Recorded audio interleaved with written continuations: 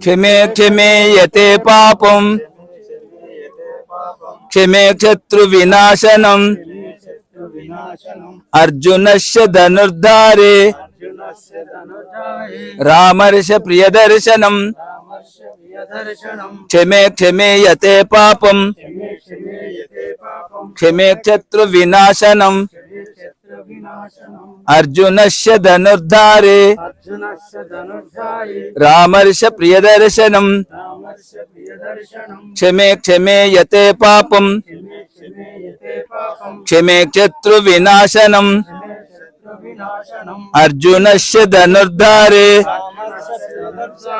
రామర్ష ప్రియదర్శనం క్షమే క్షమే యతే పాపం క్షమే శత్రు వినాశనం అర్జునస్య ధనుర్ధారే రామర్ష ప్రియదర్శనం క్షమే క్షమే యతే పాపం క్షమే శత్రు వినాశనం అర్జునస్య ధనుర్ధారే రామర్ష ప్రియదర్శనం క్షమే క్షమే యతే పాపం క్షమే శత్రు వినాశనం అర్జునస్య ధనుర్ధారే రామర్ష ప్రియదర్శనం క్షమే క్షమే యతే పాపం క్షమే శత్రు వినాశనం అర్జున మూడైన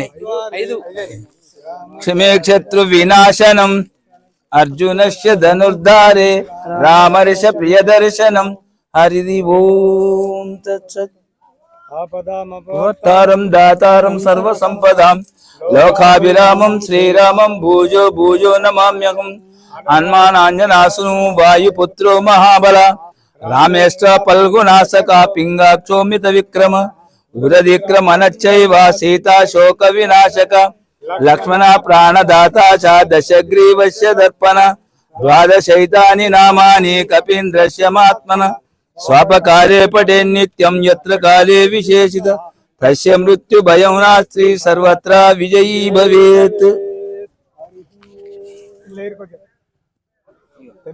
కొంచెం తెంపిన బాపతులందరూ పెద్ద మనిషి చేసుకుని లేని మాకు కనబడతలేదు. పోనీ చేసే ఉంటే అవన్నీ గారెలు ఎత్తిపోతానే, బూరెలు ఎత్తిపోతానే, అదే ఎత్తిపోతాను, సీసాలు ఎత్తిపోతాను.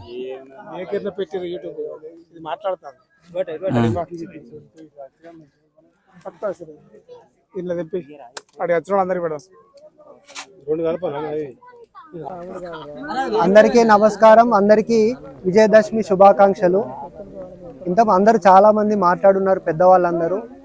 ప్రతి సంవత్సరం మన ఊళ్ళో ఎట్లా జరుగుతుంది పండుగ అనేది అందరికీ తెలుసు. అంటే గత 15 సంవత్సరాల నుంచి కూడా 15 సంవత్సరాల క్రితం ఏ విధంగా జరిగింది, ఈ 5-6 సంవత్సరాల నుంచి ఏ విధంగా జరుపుకుంటున్నాం అనేది ప్రతి ఒక్కరం చూసుకుంటూ వస్తున్నాం. మనం అందరం మన పండుగ వాతావరణం అనేది ఒక 15 సంవత్సరాల క్రితం దాదాపు ఒక ఊరు మొత్తం ఒక దగ్గర చోట కూర్చొని అందరం కలిసి మెలిసి జమ్యాకును పంచుకొని దాని గురించి పెద్దవాళ్ళు ఆధ్యాత్మిక గురించి ఆధ్యాత్మిక హరిగోపాల వాళ్ళు కానీ, జిల్లాల మల్లయ్య కానీ, మా పెద్దనాన్న కానీ, వీళ్ళందరూ కొన్ని ఆధ్యాత్మిక గురించి చెప్తుండేవాళ్ళు. అదేవిధంగా 2-3 పెద్దవాళ్ళు ఉన్నవాళ్ళు మన ఊళ్ళో సమస్యలు ఎట్లున్నవి, వాటిని ఎట్లా పరిష్కరించుకోవాలి, ఇంకా మన ఊర్లో ఎట్లా కలిసిమెలిసి ఉండాలనే దాన్ని అట్లా చెప్తుండేవాళ్ళం. ఒక 10 సంవత్సరాల నుంచి చూసుకుంటూ వస్తుంటే ప్రతి సంవత్సరము తగ్గుకుంటూ అనేది ఒక వాతావరణం, పండుగ వాతావరణం అనేది ఏదో పండుగ వచ్చింది హడావిడిగా చేస్తున్నాము వెళ్ళిపోతున్నాం, అదే నడుస్తుంది తప్ప కనీసం ఎందుకు చేస్తున్నాం పండుగ, ఎందుకు చేస్తున్నాము, ఎందుకు జరుపుకోవాలి, ఏ పండుగ అని విజయదశమి కాదు ప్రతి పండుగ గురించి కూడా అవగాహన లేకుండా ఇప్పుడు ఉన్న ఒక కొత్త జనరేషన్ వాళ్లకు సంక్రాంతి అంటే సంక్రాంతి, దసరా అంటే రావాలి, తినాలి, తాగాలి, కోసుకోవాలి, కథం అయిపోతుంది. అన్నీ ఉండాలి పండుగ అన్నప్పుడు ప్రతిదీ జరుపుకోవాలి. దాని వెనకాల ఉన్న ఆంతర్యం ఏంది అనేది రోజు రోజుకు ఇప్పుడున్న పరిస్థితి ఉన్న జనరేషన్ చాలా వరకు మర్చిపోతున్నాం. ఉదాహరణకి ఏంటంటే ఇంతకుముందు మా బాపులు కానీ మనం అందరూ పెద్దవాళ్ళు ఇక్కడ ఉన్నారు. అప్పుడు మనం ఏంటంటే పండుగ వస్తే గుడికాడికి తీసుకెళ్ళి ఆ గుడికాడ విజయదశమి అప్పుడో లేకుంటే శివరాత్రి అప్పుడో ఏదైనా శ్రీరామనవమి అప్పుడో మన చేత బట్టి తీసుకుపోయి 1-2 గంటలు అక్కడ మనల్ని కూర్చునే పెడుతుండే. మమ్మల్ని కూర్చుండే పెడుతుండే. ఎస్పెషల్లీ ఆ పండుగలు ఆ 5-6 సంవత్సరాలు, ఆ 10 సంవత్సరాలు అయితే విలేజ్లో ఉన్నామో ఆ విలేజ్ వాతావరణము, ఆ పండుగల వాతావరణము, ఆ ఆధ్యాత్మిక కేంద్రంలో ఆ గడిపే 2 గంటలు ఆ మనసుకు ఎట్లా తాకుతుండేనో, మేము ఈ స్థితిలో ఉన్నదానికి కారణం బేసిక్ అదే మెయిన్గా. ఇప్పుడు ఉన్న వాళ్ళకి ఏంది, ఉన్న వాళ్ళకి వాళ్ళు చేసేవాళ్ళు ఎట్లా చేస్తున్నారు, వాళ్ళని తప్పు పట్టొద్దు యూత్ను. మనం ఎంతవరకు వాళ్ళని కనీసం ఒక గంట సేపు ఒక ఆధ్యాత్మిక కేంద్రంగా మనం ఒక గంట సేపు నిలకడగా కూర్చుండే పెడుతున్నామా? కనీసం ఏదైనా పండగ వచ్చింది, మనం ఒక గుడికి పోయి మన కుటుంబంతో ఒక గంట సేపు అన్న ఒక గుడికి పోయి వస్తున్నామా వాళ్ళందరితో పిల్లల్ని తీసుకొని? ఒక పూజ జరుగుతుంది, ఒక పూజ చేస్తున్నాం, పూజ అప్పుడు కనీసం ఒక గంట సేపు పిల్లలతో కలిసి ఆ ఉగాది పచ్చడి చేసుకుంటున్నాం ఇంట్లో. ఆ ఉగాది పచ్చడి అప్పుడన్నా ఇంట్లో ఉన్న 5-6 ఒక గంట సేపు కలిసి కూర్చుంటున్నామా అనేది ఇది చాలా ముఖ్యమైనదండి. ఇది చాలా దూరం అయిపోతున్నారు అందరూ. ఎవరైతే పెద్దవాళ్ళు ఉంటారో ఉగాది పచ్చడి కలుపుతారు, ఉండే ఇంట్లో చిన్న పిల్లలు వాళ్ళు టీవీలకు అలవాటు అవ్వడం, వాడు గ్రౌండ్కి వెళ్ళడము, ఇక ఆ రోజంతా అదే అయిపోతుంది. ఇది దూరం అయిపోతున్నాం. ఈ దూరం అయిపోవడం ఇదివరకు తమ్ముడు సనాతన ధర్మము, హిందూ ధర్మం అనేది మర్చిపోతున్నాం. ఇప్పుడున్న పరిస్థితుల్లో ఎట్లయితుందంటే, ఇప్పుడు చూస్తున్నాం టీవీలలో వార్తలలో, ఎవడైనా మన ధర్మం గురించి, హిందూ ధర్మం గురించి, హిందూ పద్ధతి గురించి ఎవడైనా ఒక కామెంట్ చేస్తే మనమే నవ్వుతున్నాం.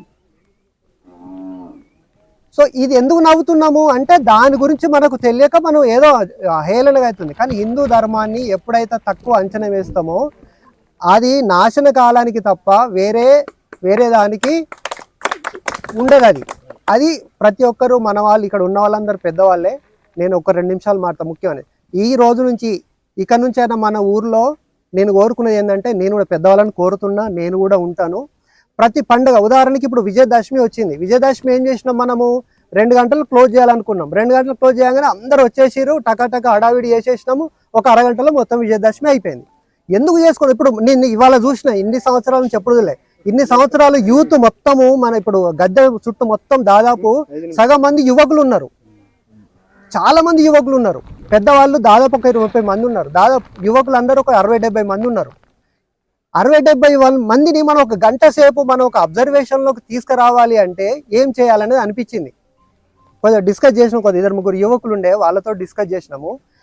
వచ్చే సంవత్సరం ఏ పండుగ, ఇప్పుడు విజయదశమి ఉంది, మనం ఒక మైక్ పెట్టుకొని ఈసారి ఏంటంటే మహిళలు కూడా చాలా మంది వచ్చిర్రు, ఎప్పుడు రారు జనరల్. ఈసారి చాలా మంది మహిళలు వచ్చిర్రు, యువకులు వచ్చిర్రు. వాళ్ళను మనం మహిళలకు కానీ పెద్దవాళ్ళకు కానీ మనం ఎందుకు జరుపుకోవాలి? ఒక 2 ముఖ్యమైన వాళ్ళతోటి, ఒకరు ఆధ్యాత్మిక గురువుని ఎవరైనా పిలిపించుకోవడం, వస్తారు మనం పిలిస్తే, అట్లా అవకాశం ఉంది. ఒకరు కొన్ని మంచి విషయాలు, ఊర్లో ఎట్లా కలిసిమెలిసి ఉండాలి, ఎటువంటి కార్యక్రమాలు చేసుకోవాలి, ఒక 2తోటి వచ్చే సంవత్సరం నుంచి ఈ ప్రయత్నం చేయాలి. అందరం కూడా, నేను కూడా ఉంటాను. అందరూ పెద్దవాళ్ళు గమనించి ప్రతి ఒక్కరం కలిసికట్టుగా మన ప్రోగ్రాం జరుపుకోవాలి. ఒక గంట సేపు విజయదశమి ఉత్సవం జరపాలి. మనం ఎట్లా జరపాలి అంటే అందరూ మనం పొద్దున్నే మనం టైం చెప్తాం, మైకులు అందరికి చెప్తాం, 2 గంటలకు అందరూ ఇక్కడికి రావాలి, చౌరస్తాకు రావాలి అనేది. చౌరస్తాకు వచ్చిన తర్వాత మనం పెద్దవాళ్ళందరం కలిసి మాట్లాడదాం. ఒక 2 రోజుల ముందే పిలిచి ఎవరన్నా మంచి ఆధ్యాత్మిక విషయాలు, మంచి విషయాలు అందరికి తెలిసే వద్దని మాట్లాడుకుందాం. అవి నేను చూస్తాను, అందరికి తెలుసు, ఎవరైనా వస్తారు బయట నుంచి. ఒక మైక్ అరేంజ్ చేసేసి వచ్చిన మహిళలు అందరినీ మంచిగా కూర్చుండబెట్టి, కంకణాలు మనం చాలా వరకు కొట్టుకోకుండా కంకణాలు అన్ని చాలా కట్టేద్దాం. అప్పటికి ఒక రోజు ముందు పొద్దున్న నుంచి ఒక కంకణం కట్టి ప్రతి ఒక్కరికి ఆన్నే కూర్చుండబెట్టి కంకణం వచ్చేటట్టు మనం మాట్లాడుతూ ఉండాలి. ప్రతి ఒక్కరికి ఆ కంకణం విలువ కూడా చెప్పాలి. మనం కంకణం అంటే కట్టుకొని కంటే కాదు, ఆ కంకణం విలువ, దాని వెనకాల బ్యాక్గ్రౌండ్ ఏముంది, ఎందుకు కట్టుకోవాలి ఈ కంకణం విజయదశమి రోజు అనేది దాని గురించి చెప్తూ ఆ కంకణం కట్టుకున్నాం అనుకోండి, వాళ్ళకు ఒక మనసులో తెలిసిపోతుంది, అరే ఈ కంకణానికి ఇంత విలువ ఉందా అనేది తెలిసిపోతుంది అన్నట్టు. ఆ కంకణాను ప్రతి ఒక్కరిని అక్షింతల జమ్మి అంటే మనం ఇక్కడ వచ్చి కట్టుకుంటాం.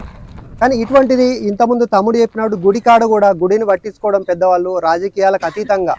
ఇవాళ రేపు రాజకీయాలు ఉన్నాయి, అందరూ వేరే పార్టీలు ఉంటారు. అన్ని పార్టీలు అయినా కూడా పార్టీ ప్రకారంగా చేసుకుందాం.